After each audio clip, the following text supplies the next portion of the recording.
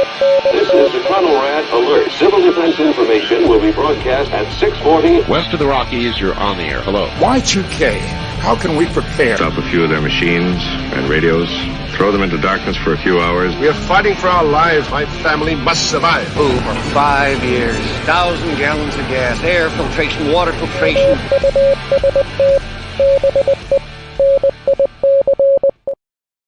Coming at you live from the frozen tundra that is East Central Alberta, Canada, broadcasting via the auditory and visual mediums to my fellow delinquents across the globe. Welcome back to the workshop where we create community, find freedom, promote preparedness, and share success. I am Toolman Tim. Today is October the 27th, 2024. This is episode 470 of Workshop Radio. How in the world are all my fellow delinquents out there? Again, this is spooky season, Halloween. You know, we take a slight different bent here near the last week of October to share our love of all things horror, scary, post-apocalyptic, dystopian. Whew, what a mouthful. And so once again, we have 3 episodes. I looked back last year and we did 3 actually. So this is going to be a fun one. We're starting out tonight with our special guest, Will, or Worm, a good friend of mine. We'll bring him on in a moment. Then sometime between now and Thursday, Becky and I are going to do our top 10 Stephen King films. And then Thursday evening, actually Halloween works out good. It's a Thursday. We are going to do the Toolman Tim's Toolbox of Horrors. I'm pretty excited about that. So hang in there. But with that, I'll stop my rambling on and let's bring on our co-host for the evening, Mr. Worm. How are you, brother? Hello, doing very well. Thank you. Good to bring you back. I think this will be your second appearance or third. How many have you been on? Second? I think it's second. Yeah. Okay. Yeah, we did the Halloween rundown last year as well, which I'm honored to be one of those guys. You know, I've been a horror guy my whole life, so it's awesome. Didn't take us very long when we first met. We bonded over. Actually, hang on, I got to show you guys this. So, if you can see this right here, this is Nocino. Did I get that right? Yes. Yes. And this is made specifically by Worm. And this is an Italian liqueur, correct? Right. Yes. Yep, made with walnuts, right? Right. Yep. Black walnuts. I'll leave some mystery. People can look it up, but it's native to the Bologna region of Italy. I have a friend that's Italian, and you grew up spending his summers over there with his family, and I guess he says that everybody in that area would have their own recipe, and a few years ago he found his grandpa's handwritten recipe when he was going through some papers and shared it with me and a couple other friends. We've been making batches of it and sharing it, and yeah, you took a liking to it when I shared some with you. So I most definitely did. Now here is the funny story about this exact bottle. Of course, Will gave me this at it was at the workshop days this year. We did the Gully days, which was great. And I was super excited. And I said, I'm going to be a little selfish with this, and I'm going to bring it home to my bar instead of sharing it, because I love, anyway, gifts are great no matter what, but man, there's something special about a homemade bottle of alcohol. So Becky and I are very, whenever we go to the States, we try to max out the amount of alcohol we're allowed to bring back because it's cheap and it's different. So we each had 3 bottles in each bag, in each of our bags. That's our limit. And of course, yours went in Becky's bag. They misplaced her bag. And so I was quite nervous because it was in transit the entire time she was gone to Spain. So she flew from Tennessee, Calgary, Edmonton, Montreal. The bag was misplaced and it followed her all around. It actually landed in Montreal while she was there, but she couldn't get back through the gate. So it sat in Montreal for 10 days while she went to Spain, came back, and she was able to get it, and it was in one piece. So I was pretty happy. So thank you for that gift. This is the first time I opened it this evening. And before we go into everything else, I think I come up with a new use for this. I am going to, I enjoy my old fashions quite a bit. And central to an old fashioned is bitters. Angostura bitters is one of my favorites. And I've realized why I like this so much, because this has a very clovey flavor. Yeah. So I am going to try this in place of the bitters in my next old fashioned and see how it goes. Oh, nice. Yeah, that's interesting. I know It's very popular as an additive to coffee or like espresso in particular. And I bet it. I haven't done much with it, in culinary uses, but I bet like ice cream, there's probably adding a little because it's fairly sweet, but it's like you said, it's got that spiciness, got a little I don't know, yeah, it's a very interesting, unique flavor. I think I'm going to order one of those. You get the little shaker tops that come with a rubber stopper for bitters specifically. I'm going to order one and just try it out because I think that's going to be my go-to. But yeah, that'd be cool. So you were here last year, and you're a man or a jack of all trades, however you want to put it. You have been a busy dude over the last little while. So what have you been up to in the last 12 months, 365 rotations around the sun? Oh boy. Yeah, it's been pretty nonstop this whole year. I think when I was on here last year, one of the things that was just sort of starting to get rolling was getting back into filmmaking, which when I was, high school, just coming out of high school and college, and I pursued filmmaking for somewhere between 10 and 15 years, with limited success. I had a few things, went to festivals, and, I worked on some other projects, but it just didn't, wasn't making a living or anything, and went on and did other things. But now that I've had some success in some other areas, I've come back to it, and I've been actually producing some things. And so I think when I was on here last, I had already produced a short film called Word of Mouth. That it's kind of a sci-fi. It's a comedy with a dystopian sci-fi twist. It'd make a really good Black Mirror episode. And it was finished in the early part of the year and started going out to festivals. And we got into a festival called the Holly Shorts out in LA, Hollywood. And it was screened at the Chinese theater, which is awesome. that alone was like like worth making it. That's just so cool to go. It's such a historic landmark and everything. And technically, it's eligible for an Oscar now, also Oscar nomination. So that's kind of cool to be able to say. That's a bucket list item right there, man. Yeah, right. And pretty good for my first foray back into filmmaking, I guess. I got lucky on that one. A really talented group of people. And like I said, I just, I executive produced it, basically invested in it, funded it. And I was an extra in one scene as well. So I got to be on screen, so that's neat too. So was that the film that you went to Florida to do, or was that the next one that you went to? The next one, so the Word of Mouth we shot in LA in the late summer of 23, and then in spring of this year, I had over the winter I was kind of in negotiations and talks to get this next film made, which is called The Hellgate, and it's a feature that we shot down in Jacksonville, Florida. And it is the guy that made it. He's a first-time feature director, but he'd made some shorts that had got a little buzz, gone to festivals and things, and through a friend of a friend, I just kind of made contact with him, and I liked the script, and I liked his his style and vision, and he refers to it as a love letter to 80s horror and metal, which that sounds great to me. It's on my list of post-apocalyptic movies, even though it's a little bit of a stretch. So I'll go ahead and spoil, leak that. It is Return of the Living Dead. I love it.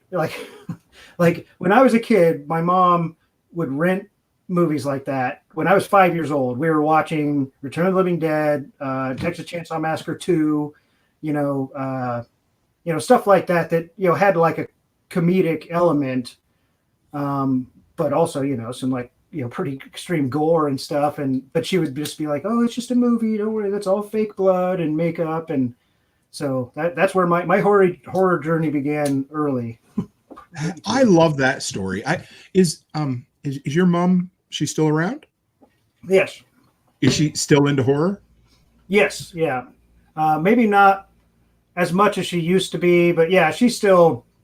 I'm trying to think. Yeah, usually like for her birthday, if there's a good horror movie out, I'll take her. But yeah, she's not specifically so much like a horror. She likes all the blockbuster stuff and the Marvel stuff, and yeah, she's kind of pretty broad. But back in like when I was in elementary school, middle school, we would have like slumber party, in the 90s. Sure. We'd have slumber parties, and back then you'd rent like 5 or 7 movies, for $5 for the weekend, and we just stay up all night watching movies, and we'd get Child's Play or Child's Play 2 or 3 and Mikey, like a lot of weird. We just I miss the video store so much because you would just find unexpected things and just try them, and it's like, okay, well, that's what we got. I'm gonna throw in a plug here to anybody who's in Alberta that ends up listening to this. I discovered a video rental store in Edmonton the other day called The Lobby, and it's exactly what you would expect. It's street level, but you go in and then it's downstairs, so it's not the most ideal location. They got posters everywhere, magazine cutouts all over the walls. You go down, this guy named Kevin, he's a filmmaker himself, and he just does it because he can afford to do it. He says it just breaks even. It's mostly horror, VHS, DVD, Blu-ray, 4K, and you can rent movies for $5 or you can buy them off the shelf as well. And what an experience. I had not had that experience in damn near 20 years. My son-in-law and I went in, and random folks would just come in, just like the olden days, and we would just talk about movies. We were there for like an hour and a half. You jump into one conversation, jump into the next, and then you buy a few things and you leave. And I want to tell you, it was every bit as worth it as it used to be. I bet, man. Yeah, I had some friends that worked at a local video store when I went to college up in Kansas City. It was called SRO Video. And it was, like I said, just a little, it was a good sized place, but it was locally owned, very independent. And it was, they had movies organized by like nationality, then by director, instead of just like genre. It was like one of those places. They had all the art films, but they also had, just all the weird, stuff you couldn't find anywhere else.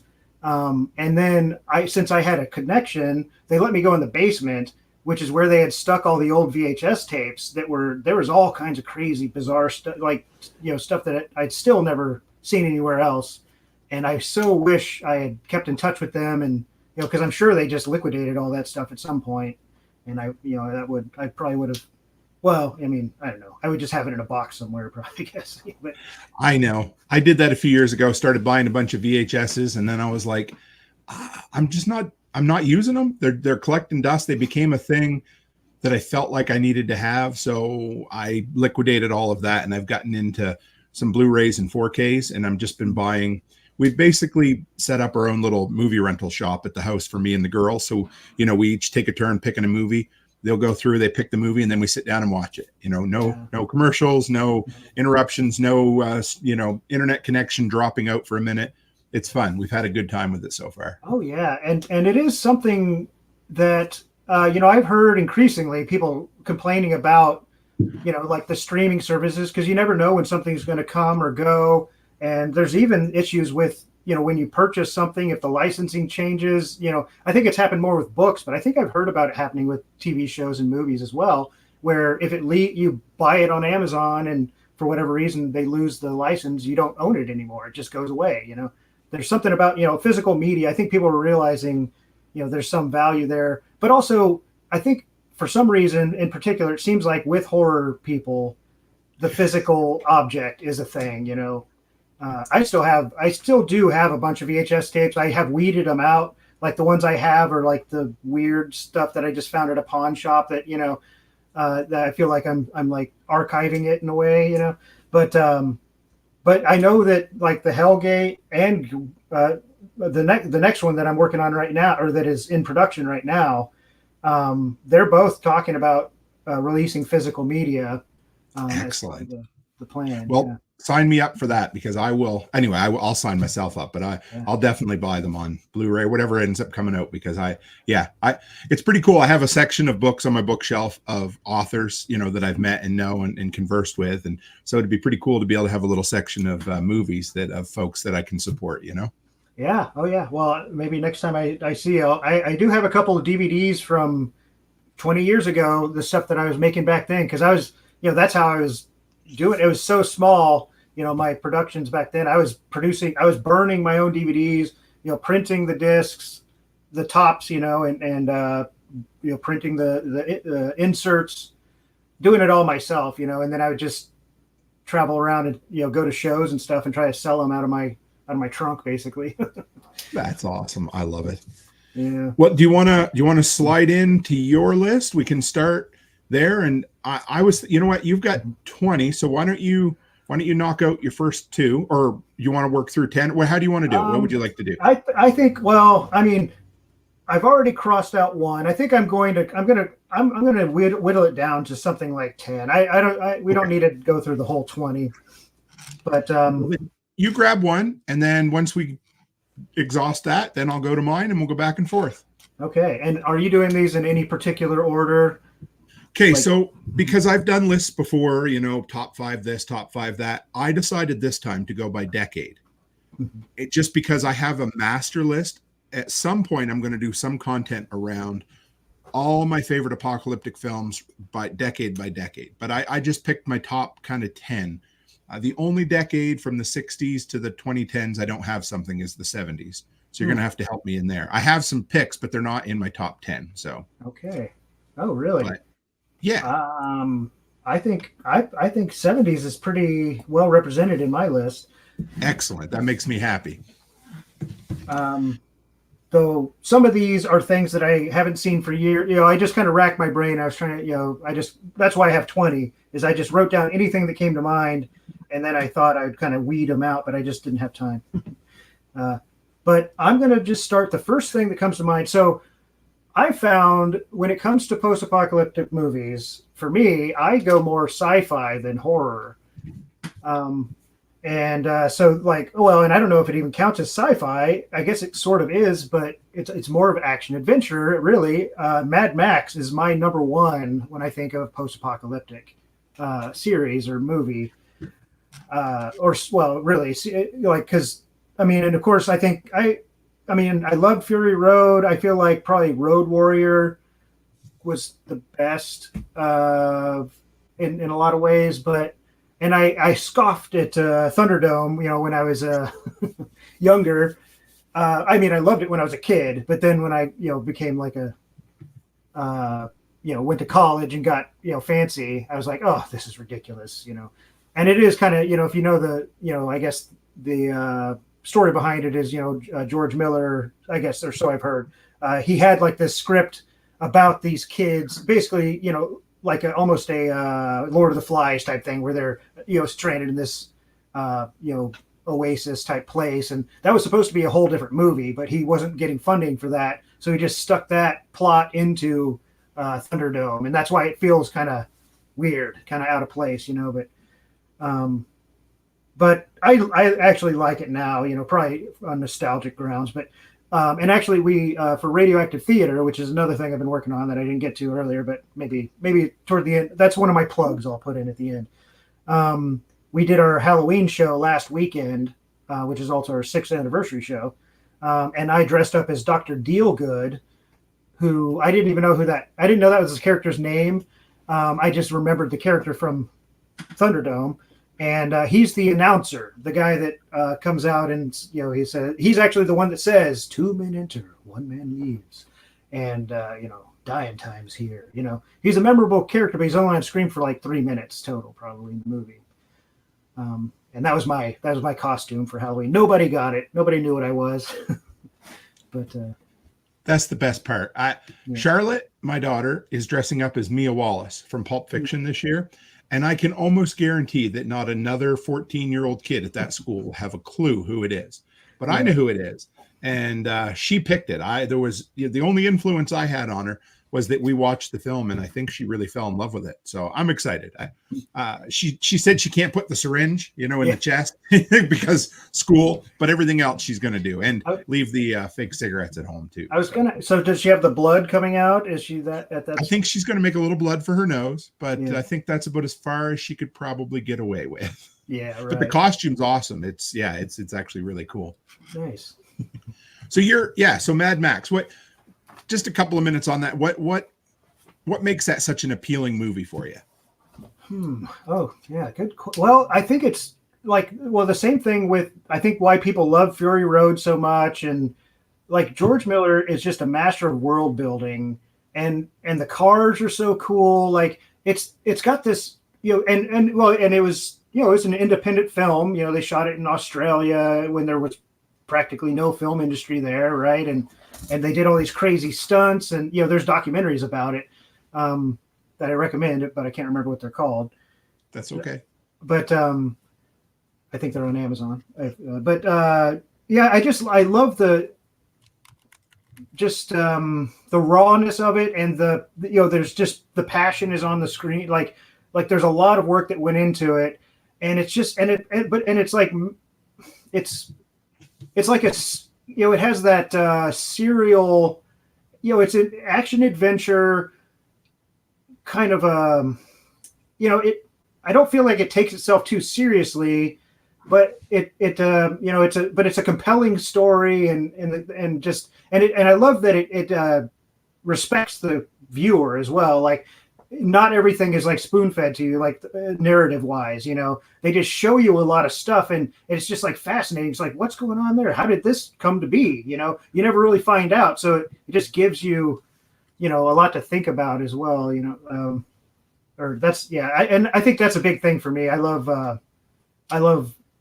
world building, and when filmmakers treat you like an adult who can figure things out on your own, that makes me very happy. Yes. Yeah. And I feel like, he hits, like if you think about Fury Road, it was in particular, like it's like a 2.5 hour long, car chase practically.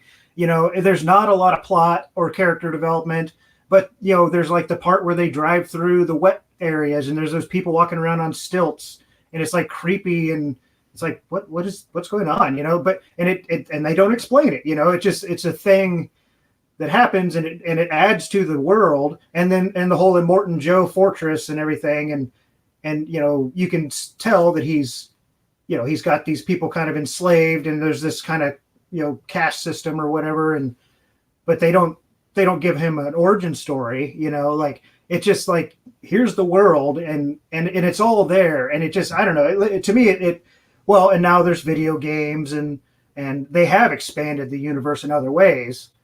Which is actually, I think, probably where the name Dr. Dealgood came from. I don't know if they ever even credited that character in Thunderdome. I know he has appeared later, like in a video game. Like when I was researching the character, like the costume and stuff, I found some other information I didn't know about him. But yeah, I think that's it. It's just such a cool, aesthetic, and also, I don't know, I just like, Mad Max is so I think why I like Road Warrior, probably that's probably my favorite, because I feel like he's still a very strong character, and he's still kind of, I don't know if I'd say he develops necessarily, but he's kind of goes on a little bit of an odyssey, and there's the,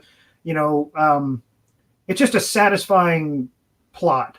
Whereas Mad Max, there's like kind of the family, it's more of a revenge movie, it's like a little more typical of a narrative.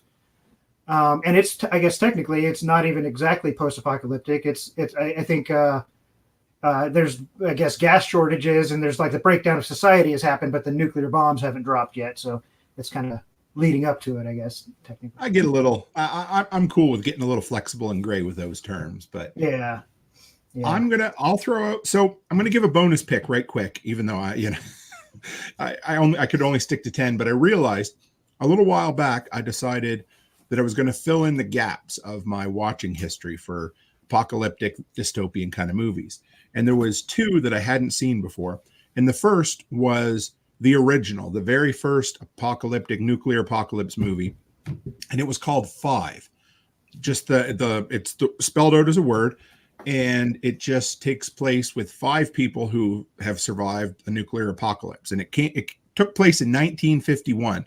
So we're only talking 6 years after the advent, the first time that a nuclear bomb was dropped. Great film. I won't go into real detail, but I just wanted to throw it in there before we got too far in so that other folks might want to check it out. Yeah. I eventually bought it on Blu-ray. I think it might be Arrow Films. I can't remember, but it came from overseas. So I do have it now, which was kind of cool. But so I will start with my first pick, and this is from 1960. This is another one that I hadn't seen last year, and this is called The Day the Earth Caught Fire. And it's a cheesy title. It just reeks of 1960s design, but it's such a well-acted movie. It basically opens up. It's very tense the entire time. It uses lighting and sepia tones really well in the whole thing. And basically, the Earth has been knocked out of orbit, and it is slowly getting closer and closer to the sun. And it deals with water shortages and the breakdown of society and lawlessness. And it was a way better film than I expected it to be. And it is a way better film than it had any right to be. I honestly thought it was just going to be one of those like nuclear monster type movies, with that title, like the Attack of the 50-Foot Woman or the Attack of the Radioactive Spider. I might've made that one up. I don't know, but that's what I expected it to be. But it was a lot better. It's worth watching for anybody out there who hasn't seen it. So, give it a go. It's,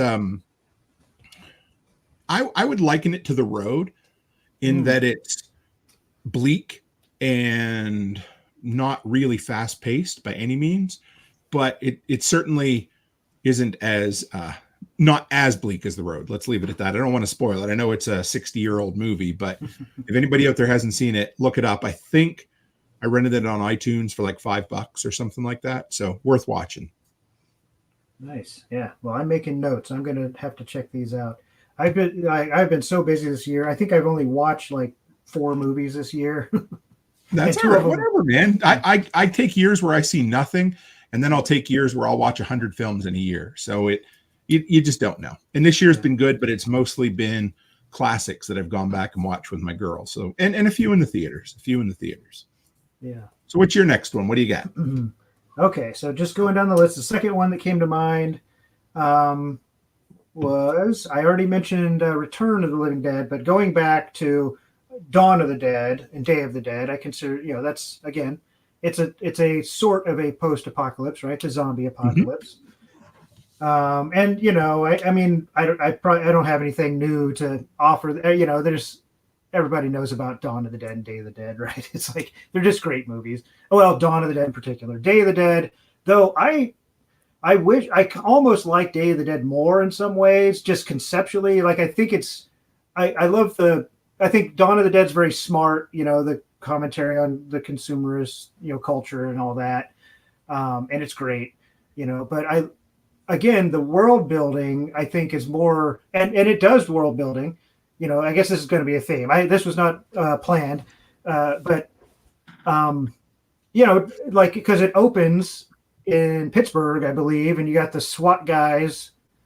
I guess that's what I started to say. The comment here, the great anti-hero story. I think when I started talking about Road Warrior versus Mad Max, I was going to say Mad Max is just such a badass. He's just a great character. He's just fun. He's just unapologetic. He's just, he's just going to get some shit done. He's going to do what he needs to do. And I just, that's a fun character. But yeah, so Dawn of the Dead, so it's, the SWAT team or whatever they are, storming the apartment building, and there's the people with their, so there's definitely is some kind of world building, but then it's all, just in the mall. So I think it's sort of limited to these people's experience, which, of course, again, it's great.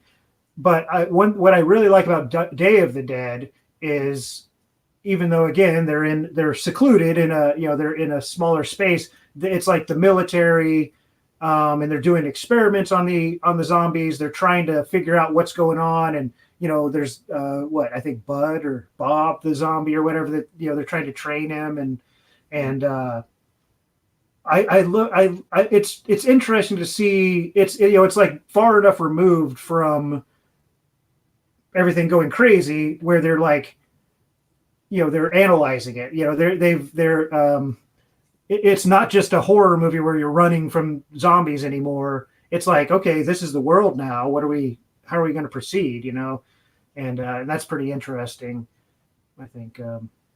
Which actually reminds me of something I'll throw in here as an honorable mention that certainly nobody will have ever seen or heard of, because a friend of mine wrote it and we made a short of it. It was called Keeping It Together.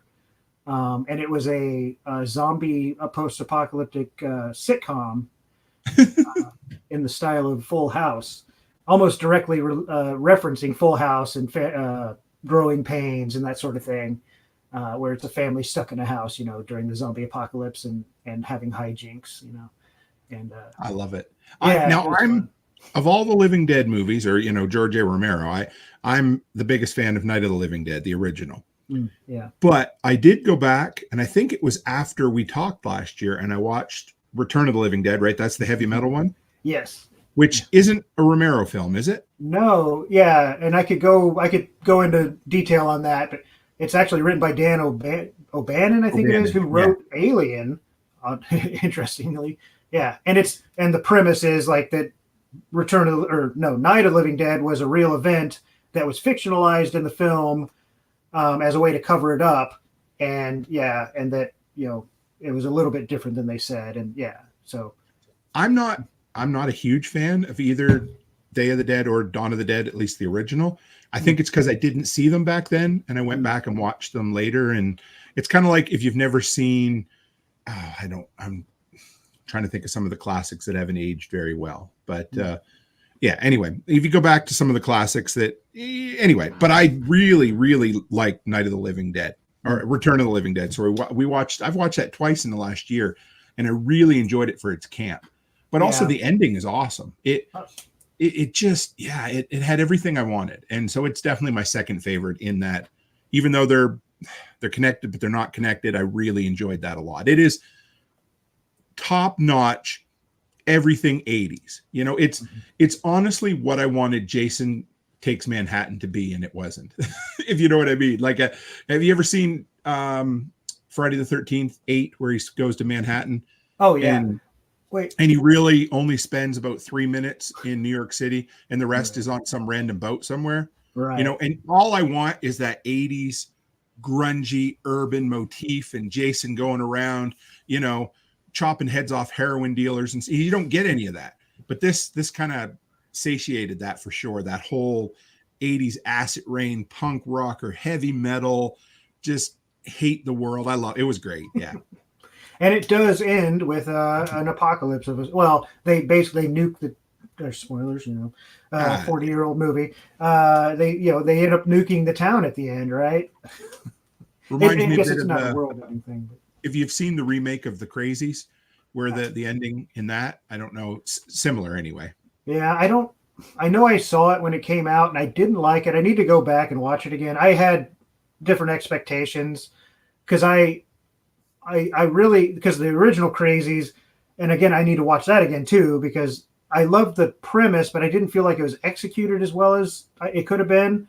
So I was thinking, oh, well, now they've got a bigger budget. Maybe they can, it'll be like on a grander scale or so. Because like the thing I thought was interesting about the Crazies was kind of the martial law lockdown aspect, because, it's like, otherwise it's just another kind of zombie movie, even though they're technically not zombies, I guess. Right. I love the remake, but with Timothy Olyphant in it, it's a remote drop movie for Becky and I. We'll watch that anytime, any place. We've seen it probably a dozen times now, and it's good. But. Yeah, I'll check it out again. I'll put it back on my list here. So I'm going to jump ahead on my list simply because this pick kind of complements what you just talked about. But again, now I have grown out of love with Zack Snyder. I don't love his new stuff, but I love 2004's Dawn of the Dead. Mm-hmm. And probably because I saw that before I saw the remake, or the original, is probably why I love 04's version so much. But that opening, that first 10 minutes, is some of the most perfect collapse media I've ever seen. Just where, she's working at the hospital, she comes home, she falls asleep, she wakes up, her husband turns to a zombie, she has to fight off her husband and jump out the window, gets in the car, drives, gets in a car crash, and then hijinks ensue once they go to the mall. Mm-hmm. And I've mentioned it 100 times, but I am a huge fan of claustrophobic movies that take place with a very small cast in a confined state of being or a setting. And that, I think that's probably why I loved it. It was fun. It was the violent, fast zombies that we've just been introduced to 2 years later, or 2 years earlier and 28 days later. And has a perfect soundtrack. It was cool looking, so I think, to me, it's such a toss up between that and 28 Days Later for my favorite aughts zombie film. But yeah, so there it is. 2004 Dawn of the Dead, definitely one of my favorites. Yeah, I was a big snob at that time when that came out, and I was a purist about the originals and the fast, I was one of those, I thought the fast zombies was heresy, but now looking back, it never occurred to me that basically in Return of the Living Dead the zombies run and stuff too, so I'm a hypocrite. I didn't even realize it, but I need to take another look at that. So do you think the issue with the original Dawn of the Dead, Day of the Dead, it's like a pacing thing? Is it just kind of, because they are pretty slow? Yes, and here's the deal. I mean, I like a slow movie. I watched recently with my girls, we're all going to the World's Fair, and I watched independently of them, I saw the TV Glow.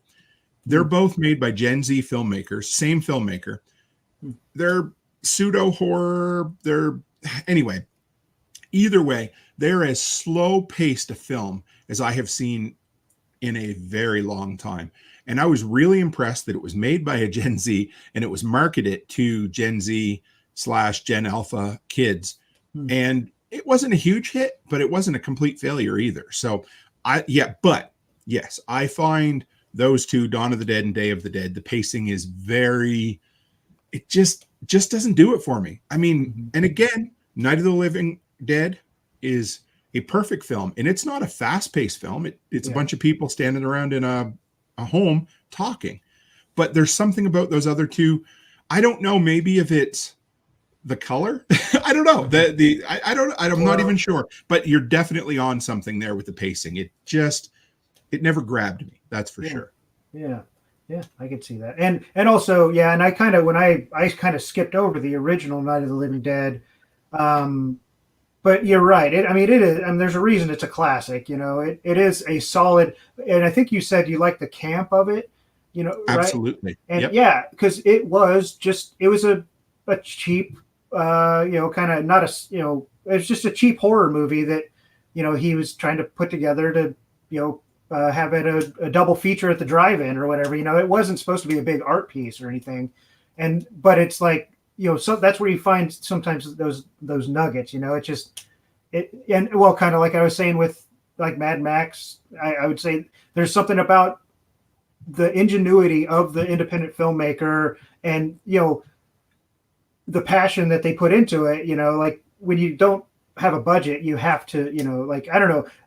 That's what I do enjoy, kind of like even bad movies. There's good movies, and then there's like movies that are just not good, and then there's bad movies where it like loops around. It's like, oh, those are actually fun to watch again. And I wouldn't say Night of the Living Dead's a bad movie, but it's not like it's not a polished. It's not there's the grittiness of it, which I guess people also with Texas Chainsaw Massacre is another example. Like there's something about that lo-fi element that makes it so much cooler. It just adds to the atmosphere. And I would throw in that right now the modern equivalent that's happening basically at the moment is the Terrifier franchise. Yeah, I believe I could be. So the latest movie, number 3, had a $2 million budget. The movie previous to that had a $200,000 budget, which I don't even know how he made the movie for that. And the one before that was like 60 or maybe even less. Wow. But I haven't seen 1. I haven't seen 3, but I did see 2 simply because of all the buzz that was around it.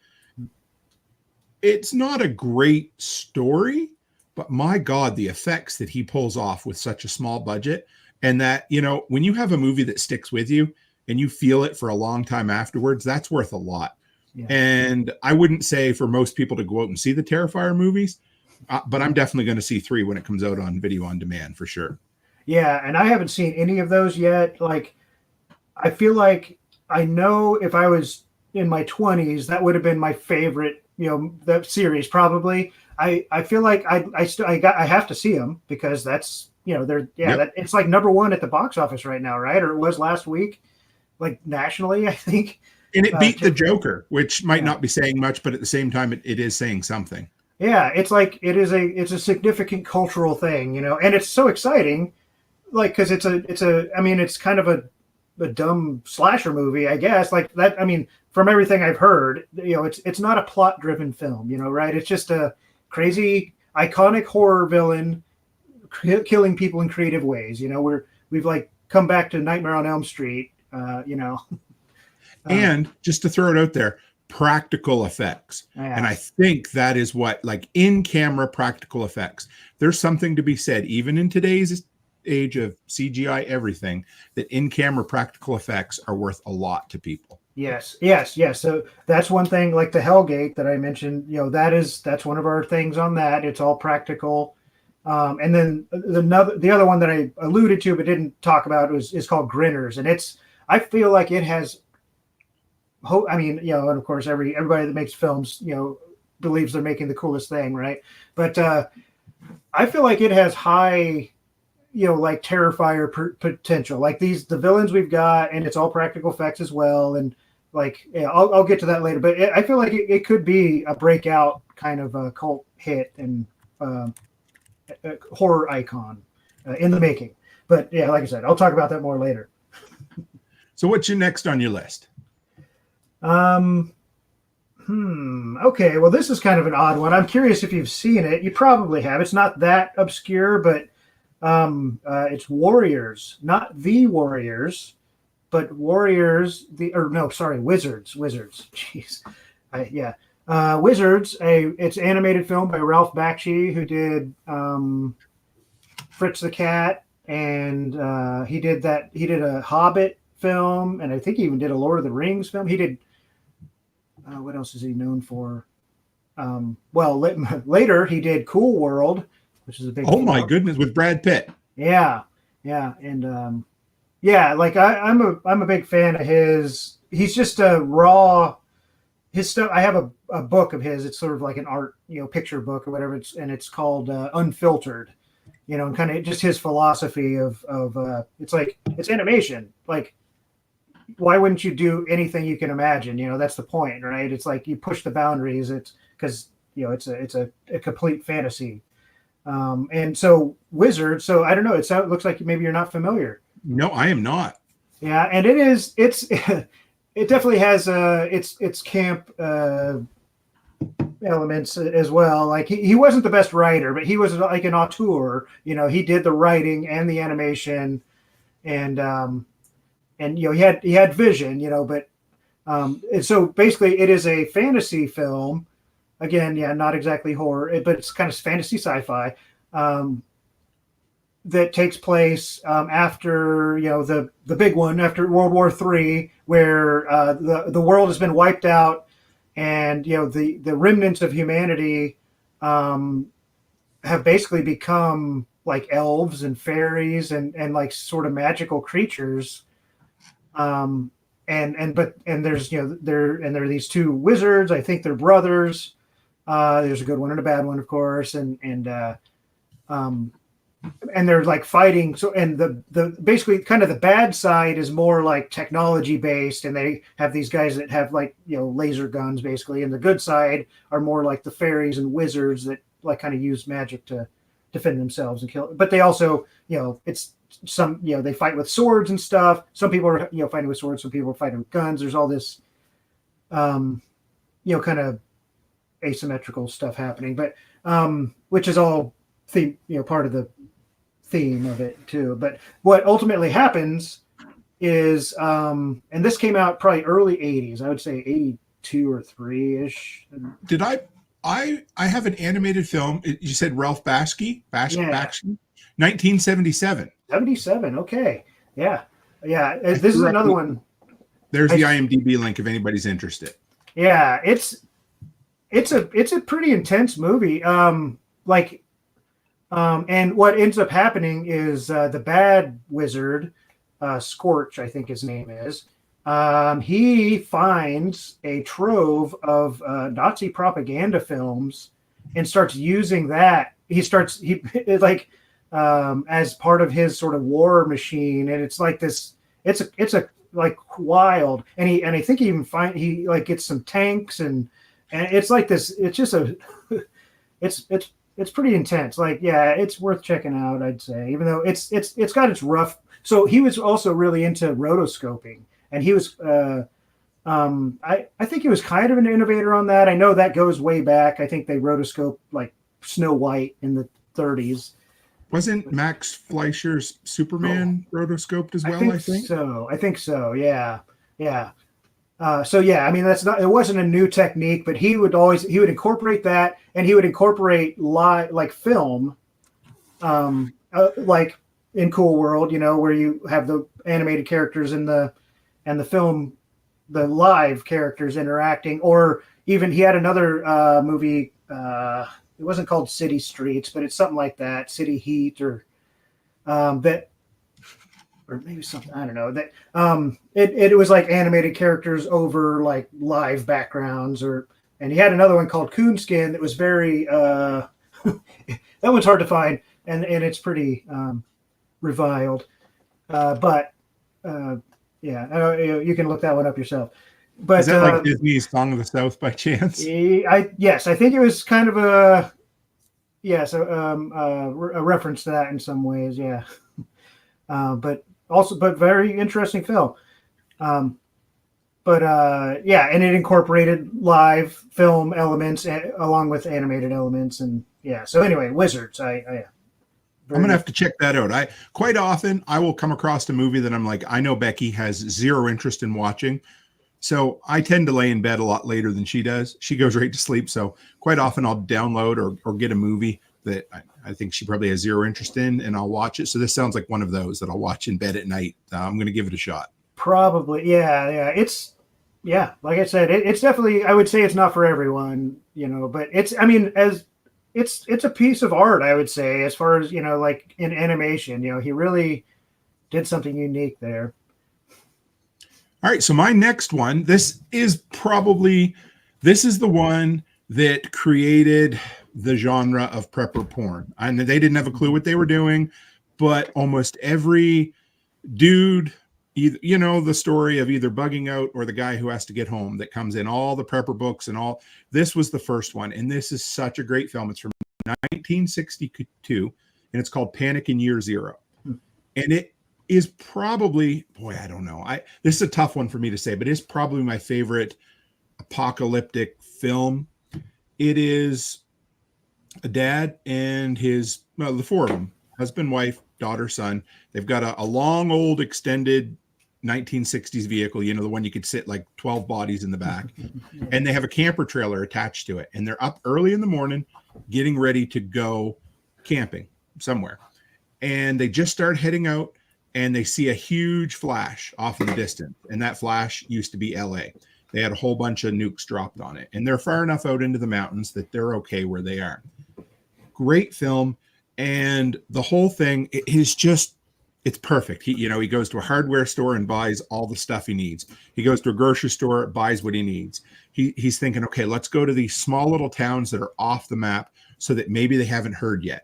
And and then they go off into the woods and they live in the mountains for, I don't know, weeks, months, whatever. And yeah, it's so good. One of the best of all time, I think. Black and white, well acted. The main actor, I'm going to look it up here to tell you, he also directed the film. And it is, if you haven't seen it, I bought it on Blu-ray as well. And it is perfect. Yeah, it's probably my favorite. And I've been looking for an original poster to hang up, but I don't want to pay what they're asking. Let's put it that way. And it has, Frankie Avalon, young Frankie Avalon's the son. And Ray Milland is the main actor and also directs the film. So he's directing and acting in the film. Yeah. So far, I have not seen any of these that you've listed, except for the Crazies, which wasn't. It's kind of fun. Hey, this is the best part of it. I love getting recommendations. I think that's why people like these episodes so much, is because it gives you a ton to chew on, literally. Yeah. Oh yeah. And that sounds great. It kind of reminds me of a book that I read in 10th grade or something. I think it was called Z for Zachariah. Oh, I've seen the book, and it is similar. Sorry, I've seen the movie. Mm-hmm. There's a film, and it's definitely similar. Yeah. Because it was, I think it was a girl that somehow survived, and she was the only person. It's just the story of her, surviving, just kind of, finding, food and water, and kind of in her little valley, I think. I don't know. It's been a long time, but that's good. That sounds cool. Yeah. What's your next one? So I meant to jump to this. When you mentioned how much you love a claustrophobic movie with few actors, and can I think I know what it is. I didn't mean to cut you off, but is it a fairly modern film or no? Yes. I'd say within the last 10 years for sure. Does it star Dan off Roseanne? Yes, it does. All right, you give him the title then, because it's on my list too. Yeah, 10 Cloverfield Lane. It is 10, right? It is. What a perfect film. Now I'll shut up and let you talk. Go ahead. Oh man. Oh yeah, I loved it. I remember I went and saw it in the theater. And it was better than I expected, because I am the same way. I love an intense, especially like trapped in a small space with a crazy person type movie. And this one, I felt like it might be almost a stretch, because you don't know that the world's ended, of course, until the end. But that's kind of what the John Goodman character, is claiming. And just the suspense of it, and it's only 3 characters basically. I think there's like another woman that shows up at the door at one point, but then she's gone shortly after that. And I don't know, and it really is, the performances are great. The suspense is great, and it's just working with, it's a cool set, but I'm sure it wasn't a big budget thing. I love to see, I guess I tend to go to the kind of the technical side of things, instead of just talking about the script or the, but it's amazing. I don't know. It was just such a surprise, after Cloverfield, which right. I guess could be on this list as well. Yeah. Which I went back and watched it more recently. I didn't like it when it came out, because I was like, "What is this? Shaky cam crap? You can't even see the monster." And I didn't like the characters or anything either. But I went back and I felt one thing that was interesting is like, after YouTube, the YouTube revolution, because it came out like, I don't know if YouTube was even online yet. It would be really close, I'm thinking, close. If not, so this like camcorder, handheld aesthetic was, you would see it in your home movies, but it wasn't, you didn't see it every day, like in like media. And I feel like that's, part of, then it became everything you're watching online is somebody holding a camera or phone, mm-hmm. and it's shaky. And so now it's like, that was very jarring for people, I think, with the first Cloverfield, like seeing that on a big screen, people talking about motion sickness and everything, but then it just became the way videos looked, people got used to it. So I feel like if people went back and watched it again, that would be less of a complaint. I don't know if the movie would be any better, but I didn't mind it so much when I saw it later. And it's an old, Hitchcock adage too, like the monster you don't see is scarier than the monster you do. Mm-hmm. And it's also the, less is more. I didn't put signs on here because me and the Casual Preppers did an actual commentary for the movie. It was great, but so I've talked it to death, but it is one of my all-time favorites. And that's a really good example of less is more as well. You don't see the alien at all. Oh, anyway, until halfway through the movie, and even then it's a quick glance at a Brazilian kid's birthday party, a couple of fingers under a door. And when you finally do see it, you're like, oh, okay, that CGI sucks, but it's fine. Yeah, but anyway, great film. But I love 10 Cloverfield Lane, one of my all-time favorites. I almost think they did it a slight disservice by pigeonholing it into the Cloverfield universe, but whatever. I liked it in spite of that, not because of it. Let's put it that way. I agree. It didn't need, like, the ending was unnecessary too, you know. Absolutely. Like, it, I don't know what better ending there could have been if she would have just got out and walked away or what, but yeah. That was totally unnecessary, I guess. I would have been cool with her either getting out, walking away, or her getting out, driving away, and ending to black. Yeah, I'm a big fan of ambiguity. The alien ending felt so much like studio notes, it made me a little mad. That was the only thing I hated about the film. Yeah, right. Absolutely. Yeah, same here. And I guess since before we move away from the claustrophobic thing, this one's not a apocalyptic movie, but one that's in the same vein as Cloverfield, or 10 Cloverfield Lane anyway, is Bug. Have you ever seen that? I think I may have mentioned it to you at one point. I have not, but I'm going to add that to my list as well, because I have seen it's been recommended in different places over the years for me, but I haven't yet. So worth seeing. Strongly recommend. Yeah, I love it. It's William Friedkin, who did The Exorcist and the French Connection. Did he do that? You know, he's a great filmmaker. Did a lot of stuff. So you know, it's got it's quality. Ooh. And it's super suspenseful. It's Ashley Judd and Michael Shannon in one of his early roles before he became, you know, such a name. And he is so good when he's crazy. Like, I haven't seen him do anything. I think Bug is probably his best role in anything. I don't want to disagree because I haven't seen Bug, but have you ever seen Take Shelter? Yeah. Oh, I forgot to put that on my list, but that did pop into my head. Yeah. That's great too. I do. He's gotten a little quiet in what he's done recently, but Michael Shannon, love him to death. Yeah, he's one. I saw him in a movie called Jesus' Son, like on the movie channel in like 1997 or something.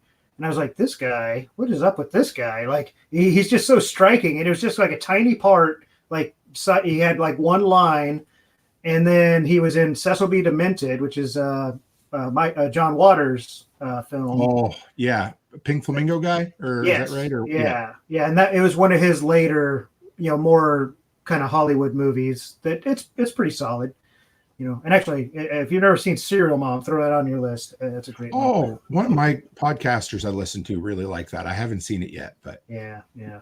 Is it my go next? Yes, I think so. I'm going to throw out this one here. 1984's made-for-TV Threads from BBC. Great film. I'm not going to go into great detail on this one simply because I've talked about it, but you go in knowing it's kind of a real-to-life news documentary about a nuke that was dropped on Sheffield, England, and it's an epic in the truest sense because it takes place over a decade. And it is, you don't go into this movie looking for a happy ending. I can't believe they played it on television, but it's a great film. If you haven't seen it, do yourself a favor. You might want some alcohol to get through it. I don't know, but it's a great movie. You recommend a downer for that one? I something. I don't know. Oh my, yeah, that's true. I don't know what, but just be prepared. It is that one and The Day After were made around the same time. They were both made for TV movies, but The Day After was filmed in the U.S. using U.S. like recognizable U.S. TV actors, which kind of takes away from it a bit. Whereas Threads, again, I love British and Australian cinema anyway, but they used unknown actors, which really, really helps to the grittiness or the realness to it. But if you can only watch one, Threads is worth seeing. Yeah, I think I've seen it. That's another one I have never seen, but I have seen that on lists or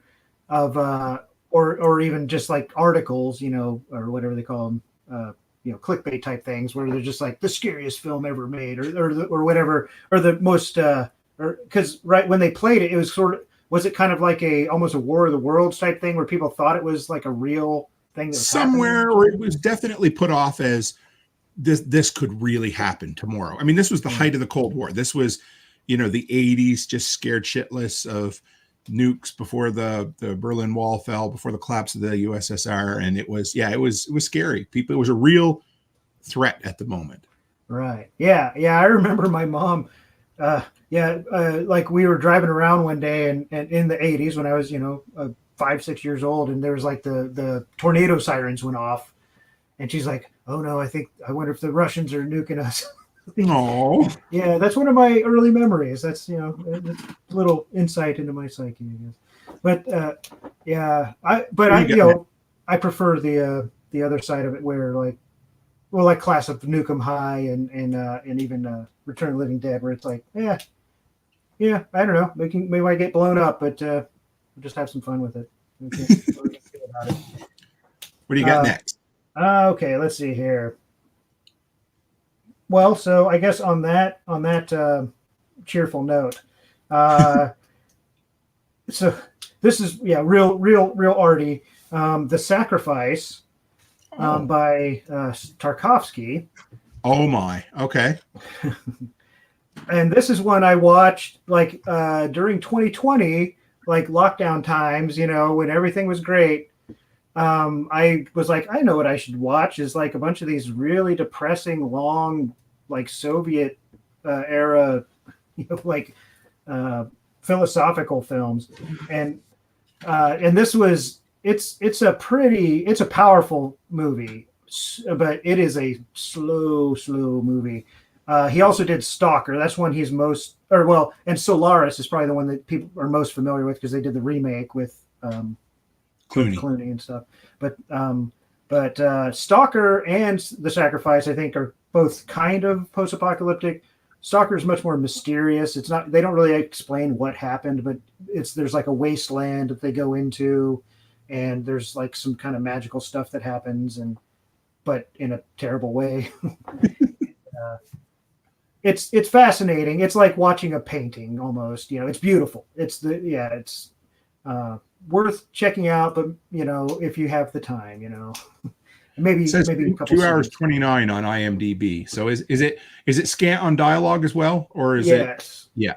Oh yeah. It's a lot of like walking around in like industrial wasteland kind of environments, and but there's like this. I want to say, I almost said compelling mystery, but it's like it's more just confusing, and it's almost frustrating, and then it's like, but I don't know. There's something. It's like magical. It's I don't know. It's hard to describe. It's a one of a kind type thing. But The Sacrifice, so that's Stalker that I'm referring to. Okay. But The Sacrifice is the one that I actually had on my list, even though it takes place kind of before, because I think it's got a little more appeal, a little more broad appeal, and possibly more powerful in its actual like message. It's like a group of people in a farmhouse they're having kind of a family reunion type thing. I don't remember exactly what the dynamic is, but they don't really get along. And then it comes on the TV that and this is in Soviet Union in the 80s. And the word, news comes on, and the bombs are dropping. Everybody, it's over, and so they have to deal with that, and they, they deal with in different ways, and there's some. It's very introspective, I mean, some of the characters freak out, of course, and but it's I don't want to give anything away on that one, even though it's 40 years old. Is it? I'm just going to ask this, and you don't have. Is the title literal at some or no? I would say yes, but probably not in the way that you might imagine. Even better. Okay. Yeah. That's fine. We'll leave it at that. Yeah. Because I think this sounds like I'm going to write this one down in my list as well, because this sounds like one I'd love to see. Yeah, but it is also it is a slow burn, it's, I don't know. It's an experience. Okay. All right. My next one, I'm 1988's Miracle Mile. And this was one that I missed for almost, I bet, damn near 20 years. Didn't know it existed. And one night, Becky and I had just got married, and we had what they called the movie networks back then, maybe 05, 06, living in our little house out on a backwoods road. And it came on, and she's like, "Oh, you got to watch this," because she's only 2 years older than me, but she grew up with a dad who's shown her all the 80s movies. I grew up with 90s films. She grew up with 80s films. And Miracle Mile is Anthony Edwards from ER fame, and he's on Sunset Strip or whatever in LA, and he's outside a coffee shop or a diner. The phone rings, he picks it up, and it's somebody saying there's 2 hours, or at sunrise, it's over. The nukes are coming. And he knows he has no time to do anything, but he had just met a woman an hour or so earlier, fell in love with her, let her go home, or, thought he was, and decided the rest of the movie is him going and finding the girl and the very rapid collapse of society in LA. Great movie. Again, it is just dripping in 80s Los Angeles setting. Oh, it's beautiful. Some of those, I can't remember the exact design, the architecture name of them, but those beautiful diners of like the 50s through 80s look to them. Oh, man, it's a wonderful film. I love the movie. It's, it has its issues for sure, but I love it. The dread, but also just the beauty of 80s LA. And I mean, it's hard to call it beautiful, but it is. Yeah. Yeah. Oh yeah. I love stuff like that. That are like time capsules of, well, like, it's one of Scorsese's lesser known. It's like his comedy that everybody. The King of Comedy? No. Which I guess that's also kind of a, but no, the one where the guy gets lost, or he gets he's like a stockbroker or something, and he's like this artist. He's like, I'm going to go to Soho tonight, and he ends up getting like trapped in a artist or loft, and wait, did somebody just?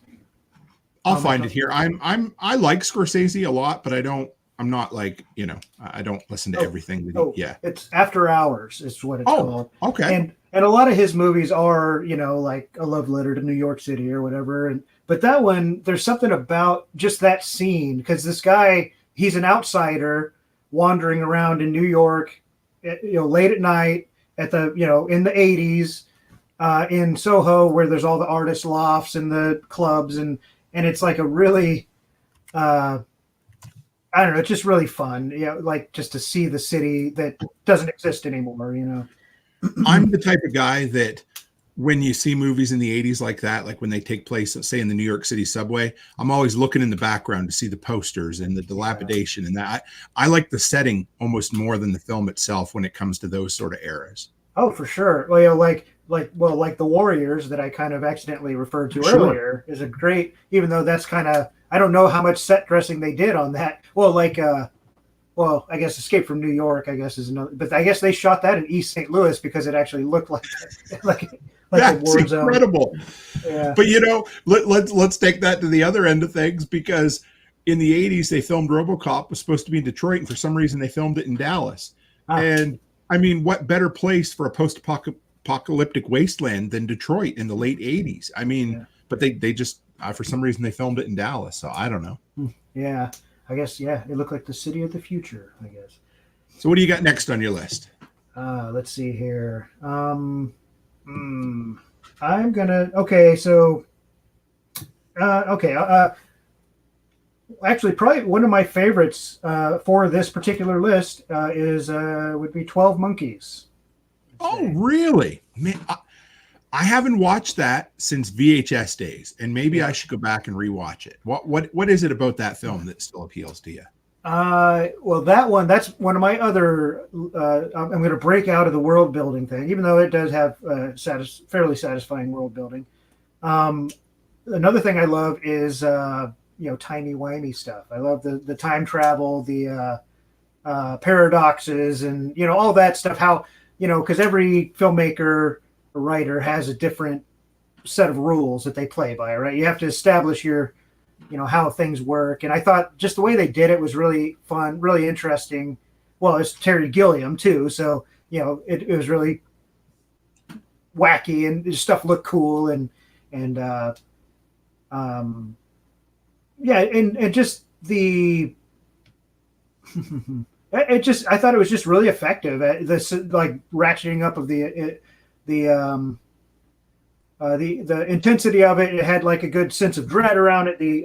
And then also kind of the unreliable narrator, like the guy, he's like in a, the psych ward, and it's like, well, and nobody believes him.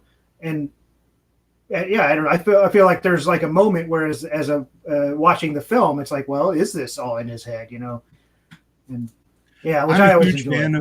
I'm a huge fan of unreliable narrators. It adds something to the movie, and it allows the filmmaker to break their own rules a bit without insulting your intelligence. Because something I was going to say about time travel films is my biggest, I don't know, pet peeve or what. The thing I love when it's done right is when the rules are established and you follow the rules to a logical conclusion, and the story's written within that. What I really hate is when they're like, here's our rules, and then at the very end they're like, because time travel, the answer, it's like the hand of God almost, right? It's just, they just wave it away. But Back to the Future is a perfect example of setting the rules, following the rules, and telling a compelling story within that. Yeah. Oh, for sure. Well, and have you seen Primer? That's like I have. Yeah, it was a real small indie movie, but it had a pretty good following for a while. I bet it was 20. I don't know. It probably came out right around 2000, I guess. Okay.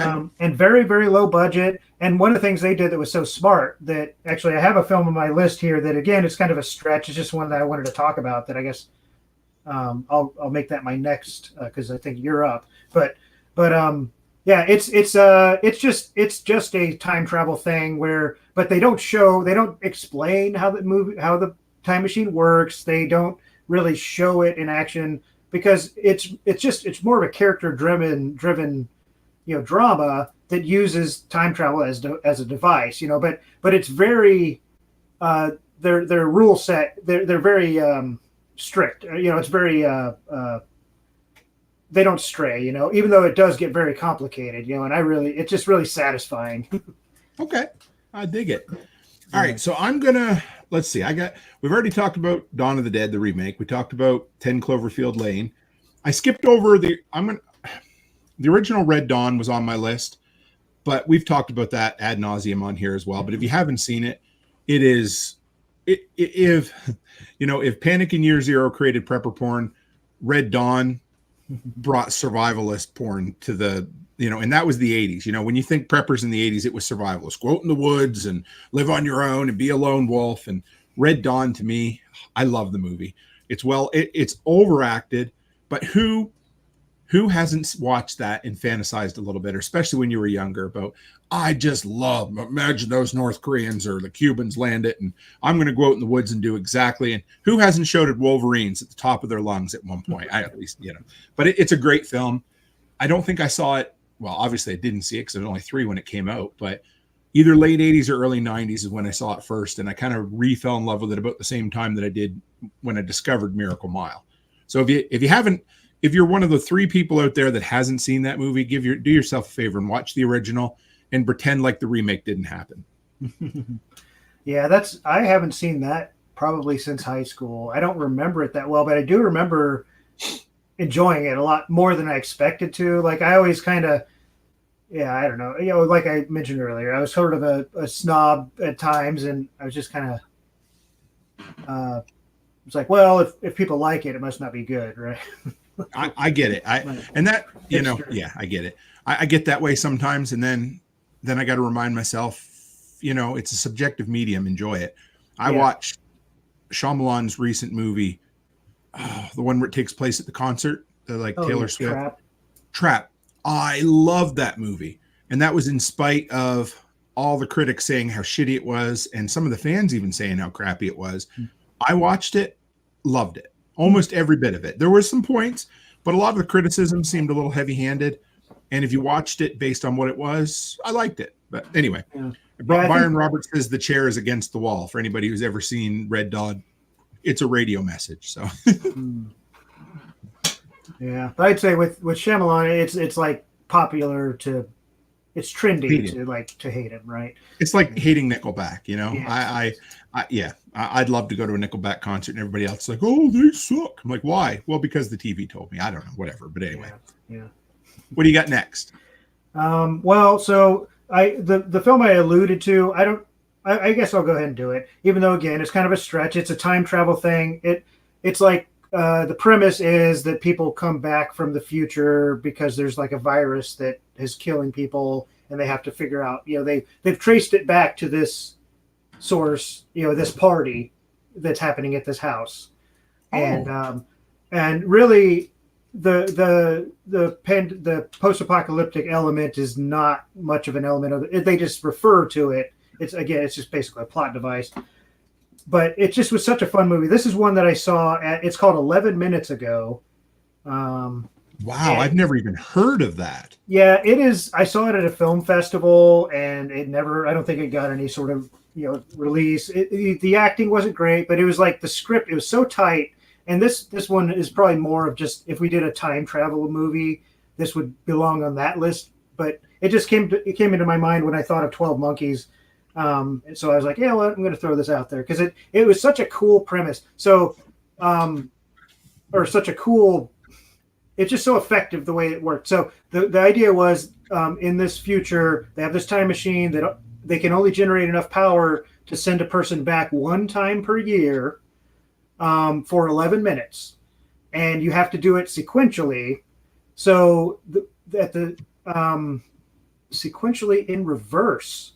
So the movie starts with the 8th trip that the guy has taken. It's taken 8 years for him to make this final trip. And at this point, he's just showing up at the party. Nobody knows him, but he knows everybody else. He's already had relationships with everybody over the course of this hour and a half that he spent at this party. Sure. I get that part too. Okay. Yeah, but to everybody else, they've never seen him before. And so so the relationships form in reverse of each other. Like it was a great, like it was so well written. It was just really cool. But yeah, like I said, I don't know. That is definitely a stretch on the post-apocalyptic thing. That's all right. I know. No, it's not. You've got a stretch to make a big list in this, and I like it. But yeah, go ahead. Well, and I guess just one detail about that I loved was because it was such a low budget film. The trick, the time machine was he just had to go in the bathroom and turn the light off. That's awesome. And they're like, it doesn't work in the light, and he would just go in there, and then somebody would open the door, and it would be empty. It was like and they didn't act like that was sophisticated or anything, but it was just smart. I thought, just because you can't explain it anyway. So 15, 16-year-old me would have loved this. And I give a shout out to my film studies professor in college, Dave Troughton, who was what an awesome dude. He's still around, but he always used to get so mad. He said, why did they take a good movie and remake it? He said, why don't they go back and take a movie with a good theme or like a good solid story that was put together poorly and make it better? And this seems to me like this would be a perfect example of a movie that could be picked up by somebody with a $2 to $5 million budget and turn it into something really good. Yeah. Oh yeah. Yeah, because the script is there. I mean, and it like I only saw it once. I had a film festival, and like I don't know if the dialogue was great or whatever, but it was very effective. Like the emotionality of it, because of course, like there's a kind of a love story that happens where, as the guy is totally in love with this girl, but she doesn't even know him. But then at the end, the first time he meets her, she is in love with him. And doesn't want him to go. And by that point, she knows the story, but he doesn't know what's going on. Wow. Okay. To kind of thoroughly spoil the reminds me a little bit of Memento in a sense, not completely, but in that, yeah. All right. So I'm going to go with my last one, and I think if you want to, you can pick one more on your list after as well. So I'm going to go with, and this is one that most haven't heard of, and I rewatched it in the last 12 months and loved it more than I did the first time. 1998's Last Night. And it is a Canadian film starring Sandra Oh, and it was directed by Don McKellar. It was filmed in Toronto, which was kind of cool. And let me see if I can find who is there's a famous director, or a semi-famous director that has a cameo in it.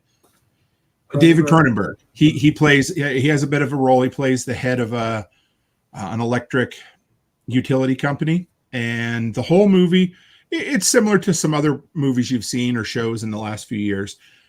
Actually, there was an animated film recently, or animated series called Carol at the End of the World on Netflix, which I don't think I've mentioned at all. And it was really quite cool. It's different anyway, but I won't go into that, but similar premise. So they announced to the world that there is some incoming celestial calamity. They don't exactly explain it. I assume it's a meteorite or a comet or something going to hit the planet. And the entire movie takes place in the last night of civilization. And it's going around having these banal conversations with some people, hearing what other people have done. And just this one lady who really doesn't, Sandra, of course, she plays the part really well. And she just doesn't have anybody really. And she runs into Don McKellar. You'd recognize the actor. He looks a little bit like Belky off of Perfect Strangers. But she runs into him and they just decide to spend their last evening together. It's a really kind of, there's points in it that, there's some hard R stuff in the movie. But at the same time, it's just, again, it's a bleak, there's no hope in this movie. There's no hand of God salvation at the end. It's just literally, the end of the movie is going to end up in an explosion. And so you're on for the ride. And it is worth, Sarah Polley's in it as well. A lot of Canadian film royalty. So if you haven't seen it, guys, it's hard to find, but do yourself a favor and watch it. I love it. I know I feel like maybe I bought this VHS at one point or something, and I don't know. This is very familiar to me, but I don't know that I ever watched it, or maybe I've just seen it on cable or something. It was probably an HBO movie at times, or Showtime, one of those. It very much got a lot of play on cable TV late at night in the late 90s. Yeah. Yeah. Okay. But I love it. I hope that I haven't found it on Blu-ray yet, but I'm definitely looking to pick it up for sure. Yeah. So I'm going to read this comment here, and then I'll let you pick one more movie here. But this comes from David Hosfeld. He says, I hope someone mentions Cyborg with Jean-Claude Van Damme, one of the best terrible post-apocalyptic movies of the late 80s. Maybe sometime we should do a show on horrible post-apocalyptic films, or so bad it's good, I remember that one. I liked that movie. I probably would have been 8 or 10 when that came out. I remember renting that one. I don't know if I've ever seen this one, but let me leave it at this. I like Van Damme infinitely better than Steven Seagal. I love his movies, and I enjoyed a ton of them as a kid. I was an Arnold guy, though. I really liked Arnold Schwarzenegger more than anything. But yeah, I don't think I've seen Cyborg. If at some point I ever find the time to do a full-time movie podcast, like a once a week or once a month, it'll be something like this, where I go back and watch some of the 80s and 90s stuff. I even had an idea recently where I watched, I don't know what to call it, but stuff that I used to watch at my best friend's house on their couch on VHS. We used to have a group of 5 or 6. We'd go down to the local rental store.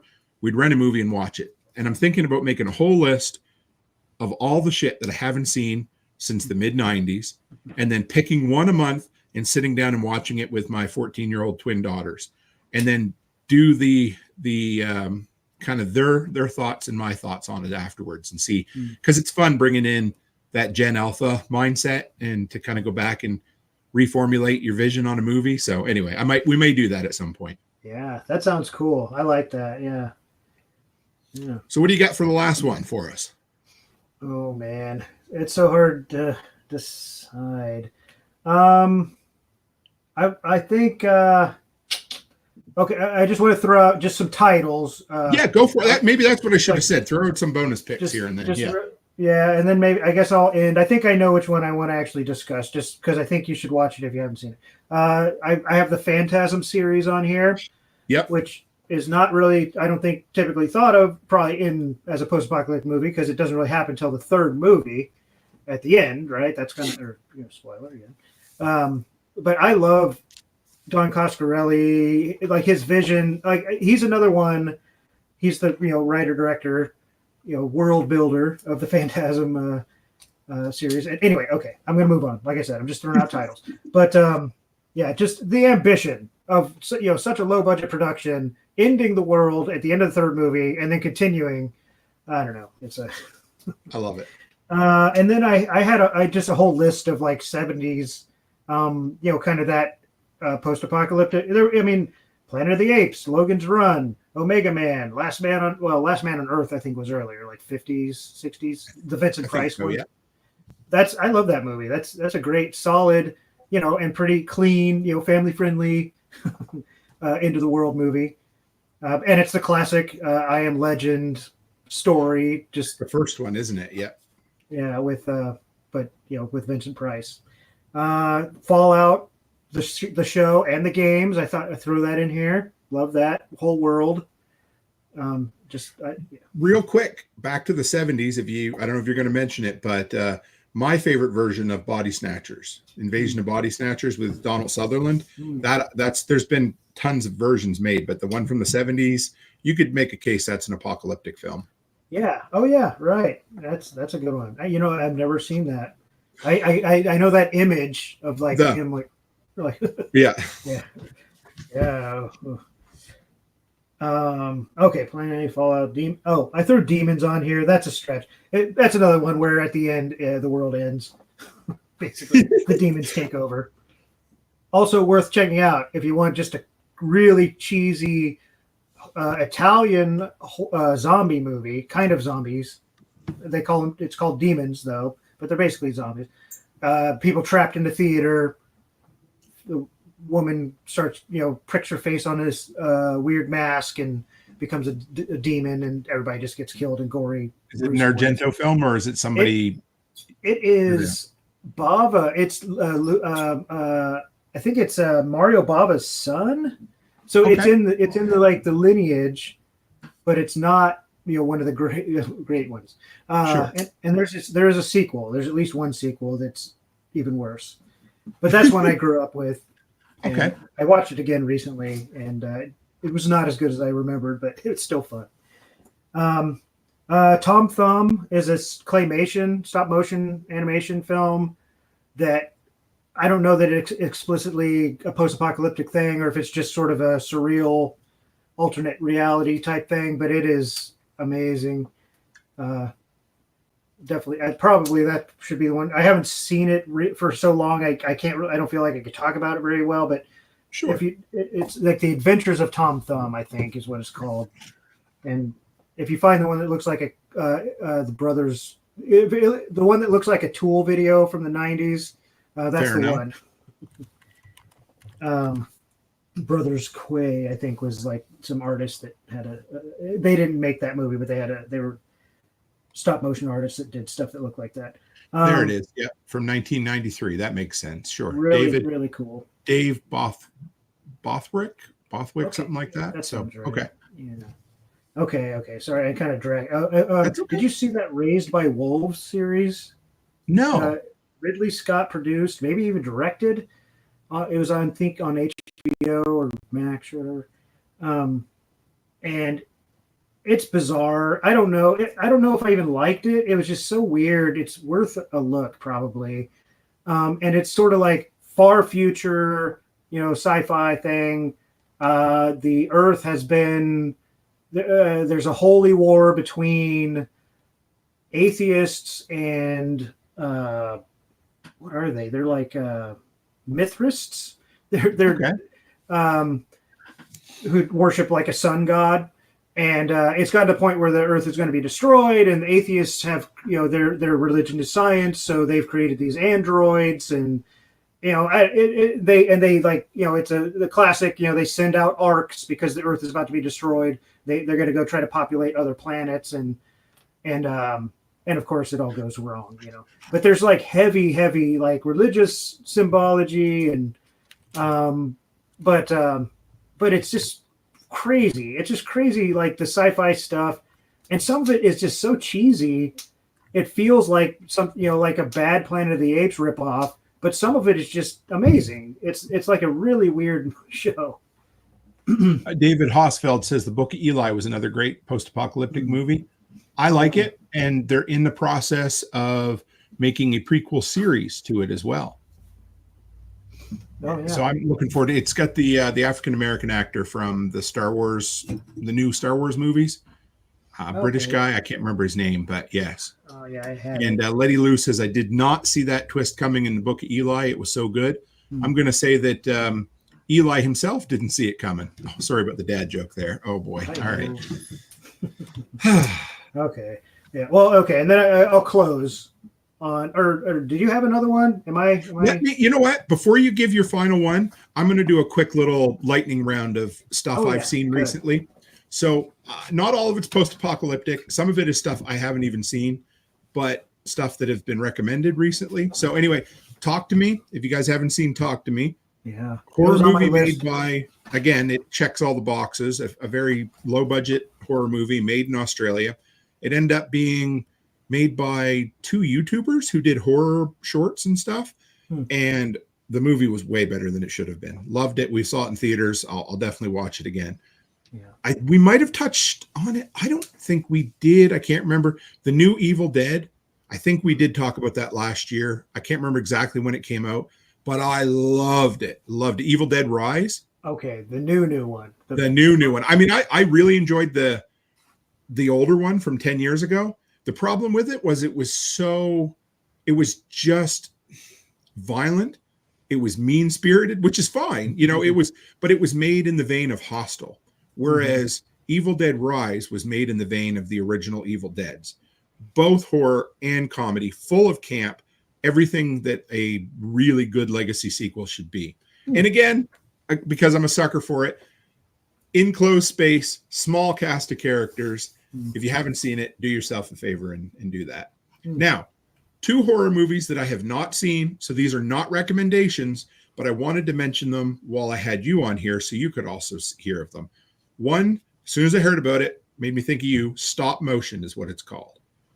And it is about a lady who makes stop motion movie stuff. And I think it's a bit of an unreliable narrator situation where maybe it comes to life. But either way, we'll leave it at that. Now, this next one, don't watch it. At least you might want to see it, but I'm just going to put it out there. I just found out about it the other night. Red Letter Media is one of my favorite. It is my favorite movie channel on YouTube. They're great. Jay really has a twisted love for. He loves a lot of like Italian horror and really dark. The darker and the twisted, the better. This one, I believe, is Spanish, and it's called The Coffee Table. Have you heard about it? No. So look it up. Do yourself a favor. Anybody who decides they're thinking about watching it, spoil it first. Because the thing that happens in the movie is this couple who goes and buys a coffee table that they have to assemble. And the thing that happens is really fucking bad. So before you think about watching this, spoil it for yourself, because knowing what happens doesn't hurt the movie any, but it'll tell you whether you want to see it or not. That's as far as I'm going with it. I went to the drive-in twice this year. I've never been to a drive-in in my life. Finally went to it. The Birdsong Drive-In Theater in Camden. I spent 2 months in Tennessee this year. Well, longer than that, actually, but 2 months uninterrupted.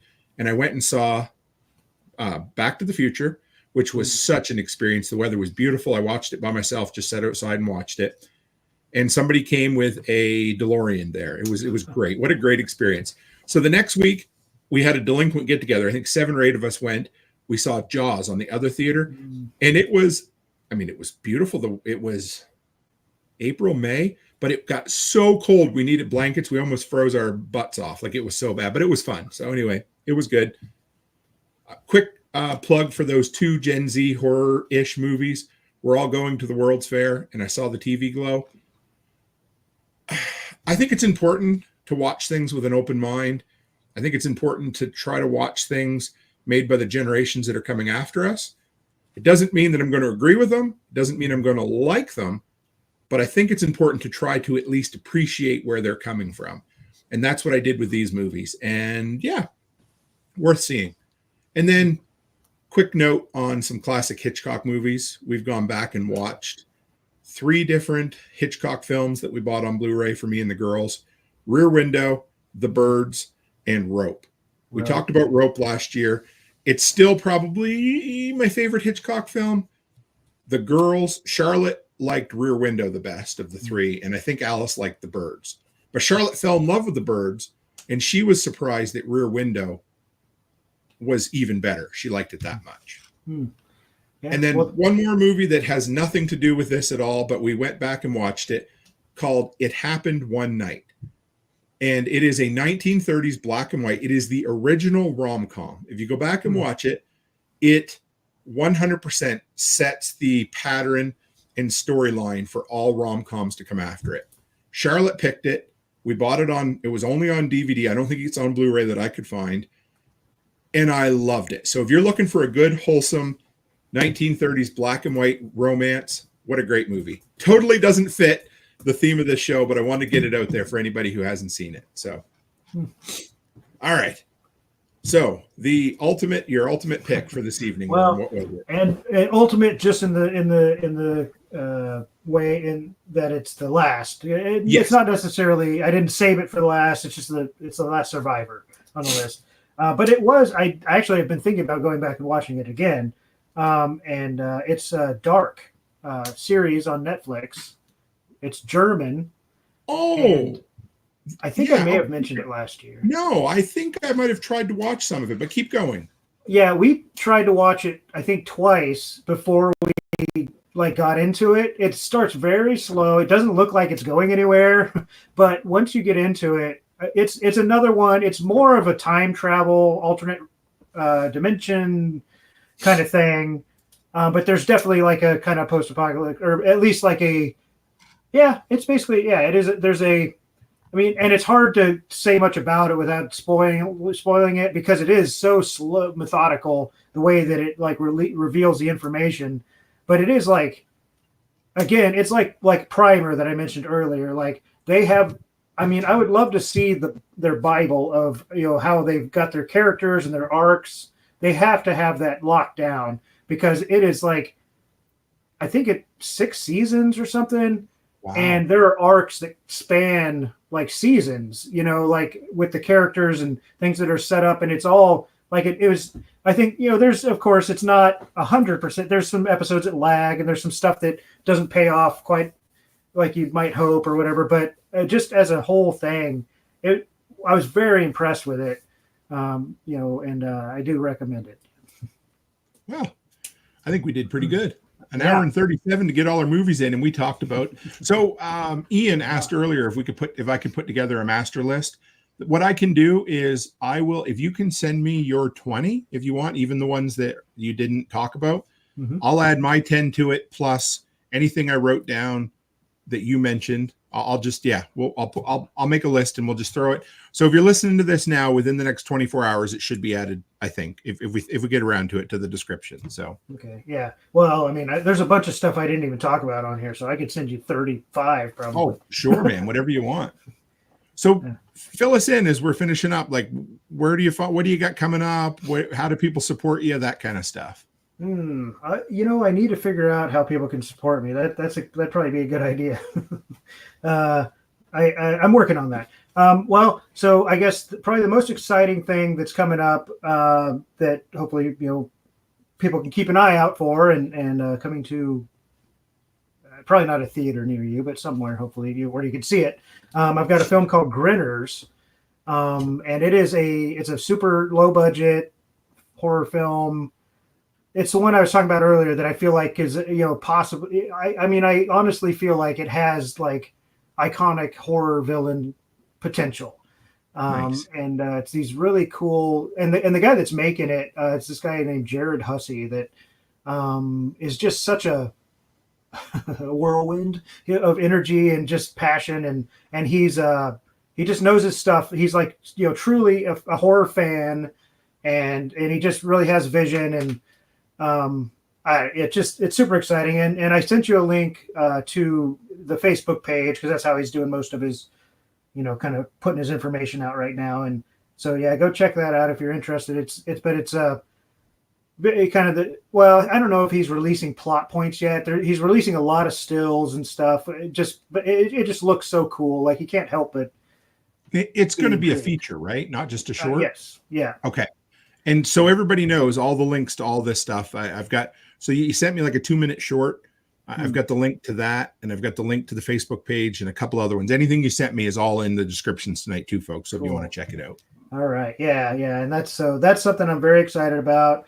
And he is part of his kind of marketing plan is he's going to be traveling around, going to like horror conventions and film festivals with the two leads, like in costume and doing like photo ops and kind of developing sort of this, hopefully, some buzz and sort of just getting, cause he has a music background. He had a band in the early 2000s, like a horrorcore band, like played with ICP and stuff.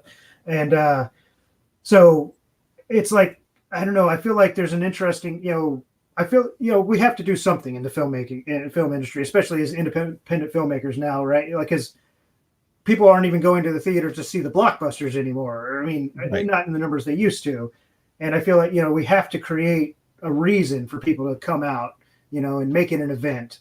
And he's trying to do that. And I think it's pretty exciting. Okay. And then, I guess final thing, like my baby that I mentioned earlier is Radioactive Theater.